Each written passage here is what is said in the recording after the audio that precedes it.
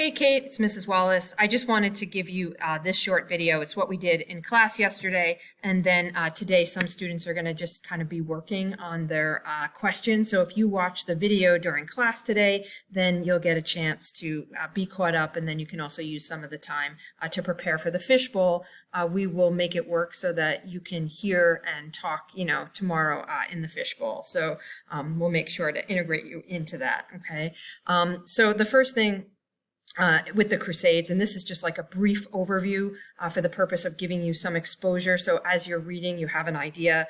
It's a challenging topic, and you can see on the slide, there's a debate about, exactly, this is supposed to say papal power. Sorry, it says paper power. There's a debate about what this really represents. Is this, because the Crusades are often described as a holy war, right? It's a group of Western Christians largely moving into the Islamic Empire, in some cases targeting Jerusalem to quote unquote, free it. And, lots of historians have weighed in about this being about land or territory, about it being about religion and religious piety, kind of the perception of how significant that is in the time period. Also, some sense of maybe this is first go at European imperialism. And, there is some context here, and I'll note that in the next slide. Another thing that makes this, not only that it's a heavily debated topic in terms of what happened in the Middle Ages, this is an event that really pulls together all of the areas that we've learned about so far. So Byzantine, the Islamic Empire, and Europe all kind of coalesce into this event of the Crusades. It is limited in terms of its interaction. It doesn't mean that every area of all of these societies is engaged in the Crusades. Some historians would argue they probably have less of an impact than sometimes we think they did in a modern day. In a modern day, we see a lot of usage of the word crusade and a lot of meaning attached to the concept of crusades. Some of this might be more in like a post-European imperialism context, where there's a degree of increased bitterness about the Crusades from the Muslim perspective, and from the kind of perspective of the West, there's also a sense about the significance of the Crusades and what it meant at the time. And one example, and I don't know if I'm describing this well, but thinking about the difference between history and what happened and historical memory. George Bush, who was president at the time, his image is on the screen. He was president during 9/11. And one of the things that he did after 9/11 was to suggest that, the American response to the act of terrorism would be a crusade. And it created kind of a context that lots of people across the world resented. And that word has a lot of power and use. We also know, for the recent Capitol riot, for example, from January 6th last year, lots of the individuals who had created this insurrection or, terrorist act at the Capitol, what happened, is some symbolism, and some of the individuals, dressed as crusaders, not everyone, but some of the symbolism of the Crusades gets attached to the extreme right, maybe even showing up in like modern day KKK references, this idea of like Christian imperialism. And so it has a challenge in talking about it, because it's also a powerful idea today that may be in a different context than maybe what we look at. And we're interested in the Middle Ages, right? So we're trying to put together some of the factual information about what happened in the 1000s and 1100s. So a little bit of information about that, okay? So just remember, if you're looking at this map, and I'll just point out a few places, we know that the kingdom of the Franks, the Byzantine Empire, and the Islamic Empire are all coexisting, at the same time. And the Islamic Empire, by the time of the Crusades, has been around for several hundred years. And one of the focus areas of the Crusades will be Jerusalem, okay? And Jerusalem is under Muslim control since the time period of 638. So at one point in time, it was part of Byzantine. Then it becomes something that is going to be controlled by the Muslim Empire. And so it gets the question of why does the First Crusade, happen somewhere somewhere in the time period of the 1090s, that's an important question, because it's not like the idea of Jerusalem not being controlled by Christians, for example, is a new thing. What changes? Okay, and that's something to keep in mind. I'm also going to note this just really quickly. In terms of crusading, sometimes your textbook is going to suggest that, there's Crusade 1 and Crusade 2 and Crusade 3 and so on. Something we know is that crusading also is a concept, and sometimes crusades are not numbered. The Spanish Reconquista is largely seen by historians as a crusade. And this is after the Islamic Empire had acquired Spain. So there is control of the Islamic Empire. Cordoba becomes a city where there's a great deal of religious tolerance. This is where we see collaboration of Jews and Muslims and Christians. But in time, through some provinces in the very north, we see a Roman Catholic state start to push out Muslims and Jews. And this will be done in the Reconquista, which happens over hundreds of years. But by 1492, the time period of Christopher Columbus, this very small area down here in Granada, this pink, kind of salmon color, that's the extent of the Islamic Empire at the time of the 1492. The rest of this society of Spain has really fallen to Roman Catholic leadership, who ally with the church to create a state that's united basically under Christianity. So kind of picking up a card from Charlemagne and creating a state. And this is where we actually see the first reference to what it means to be of Jewish blood. That definition gets applied in the Spanish Inquisition, and individuals who are Jews and in a lot of cases Muslims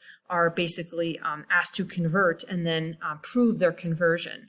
And the Spanish Inquisition has a lot of horrific outcomes for individuals, including lots of Jews and Muslims leaving Spain, so kind of creating a new diaspora, right, of Sephardic Jews. Okay, so that's something that we talked about, that crusading is not necessarily just the First Crusade, the Second Crusade, or whichever. And when Columbus travels to the Americas, he brings a lot of the ideas that were present in Spain, also in Portugal and in other places in Europe, brings them, because he's sailing for Spain and largely setting up Spanish societies in South America and the Caribbean.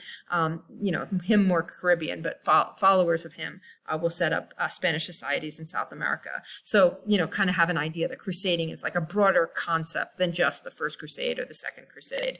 The origin of the Crusades in the 1090s, the Seljuk Turks, which were different than the Abbasid Empire, but they become integrated into the Abbasid Empire. They had been targeting the area of Anatolia, so the Battle of Manzikert, for example, and there's large-scale migration of the Seljuk Turks. So this is like a challenge in a sense for the Islamic Empire, the Umayyads and the Abbasids, more the Abbasids in the time period, and then also for Byzantine. And Byzantine gets very nervous about the Seljuk Turks and their potential of taking Constantinople. So the Byzantine emperor is going to ask the Western Church for help, basically ask for some mercenaries. In this time period, Pope Urban, who is a Western European, he's going to give a large-scale speech. The speech is something that you're going to be looking at in the question set that you have. Historians talk a lot about this speech, even though we don't know exactly what he said. A variety of people remember his comments and then write them down, and they don't all match. So we don't really know exactly what he said, but he does call out for individuals in the society to flee to Jerusalem. The reason he does this is he suggests that the Seljuk Turks have taken over Jerusalem. They are no longer going to allow pilgrimages for Christians. And he also, in some of the sources, says that the Church of the Holy Sepulchre is being defaced. And so he promises economic options, for individuals, so people can get some economic gain. But more significantly, he also promises some access to salvation. And after his speech, some of the church members further this a little bit. And people get pieces of paper of an indulgence that basically says their sins will be forgiven if they become crusaders. So lots of people are going to take up the crusade, okay? And, some challenge for historians is looking at Pope Urban's goals? Does he create this speech as a way to deal with, disunity in his own neck of the woods? He's in the Frankish kingdom, basically, the Holy Roman Empire, but he's kind of standing a few hundred years later in where Charlemagne was. What is it that he's trying to accomplish? Maybe this is about his power, about trying to, change the schism and the split between the Byzantines and Western Europe. Remember the significance of Jerusalem. So this is something we talked about. The Dome of the Rock is there, and also other, sites for Jews and for Christians. This map you don't have to worry about so much, but if you look at the red line, you can kind of see the First Crusade, and there's multiple routes, people who take it upon themselves to get involved. And as we move kind of across the map over to where Jerusalem is, note that there's some cities along the way that are going to be targeted. Many of these are like walled cities that are going to be targeted by crusaders. There's going to be sieges and trying to starve out the individuals who are inside. And we see in the First Crusade, Western Europeans, the Franks, actually create crusader states in the areas in Jerusalem and then north of Jerusalem. And for about 80 years or so, the Western Europeans will control the crusader states. Okay, future successive crusades are all about trying to maintain those crusader states, and largely they're not successful. There's a whole bunch of different reasons why crusaders might have motivation to take up Pope Urban's call. Definitely some people who are knights looking for penance, maybe they've spent a lifetime fighting and they're looking for some type of, definitive salvation. Maybe some of these people are looking for some type of economic gain. Maybe there are some serfs that are interested. There's a variety of different, kind of motivations. But it wasn't cheap to go on crusade, and you had to buy your own materials. You would be gone for about 3 or 4 years. So people that took up crusading, was like kind of committing to something that would be really significant. And supplies were expensive. So some people would, wait a year or two to go on crusade because it might take some time. So some people spend a good amount of time saving themselves for like the second or the third crusade. As soon as Urban gives his speech, there are some impatient peasants who take it upon themselves to do what's called the People's Crusade. What's significant about this is it tells you a little bit of the groups of people who are going to,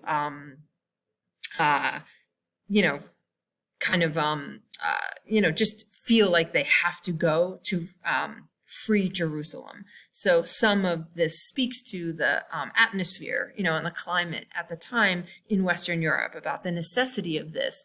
There's also a great deal of atrocities that occur with some of these people who are on their own. It's almost like vigilantes, things that the church is not necessarily calling for, but individuals do. And some of this includes extreme violence against Jewish communities in Germany, really, really horrific violence. And that becomes very notable because this crusade to free Jerusalem, has other aspects of it too, which are basically about some sort of, Christian nationalism, for lack of a better description. Even groups of people who are Christian but practicing like an alternative version of Christianity are also targeted by crusaders. So it's Muslims, Muslims in the context of the Crusades could be Seljuk Turks, could be people living, and there's also a lot of Jews and Christians, living in the Islamic Empire. So, who's on what side kind of gets very complicated in this. The Crusaders do actually win in Antioch and Nicaea. There's a variety of ways in which they had been focused on gaining these cities. They do promise Constantinople that whatever they are able to control, they will return to Byzantine, but the Western Europeans largely ignore that promise and continue to rule the crusading states themselves.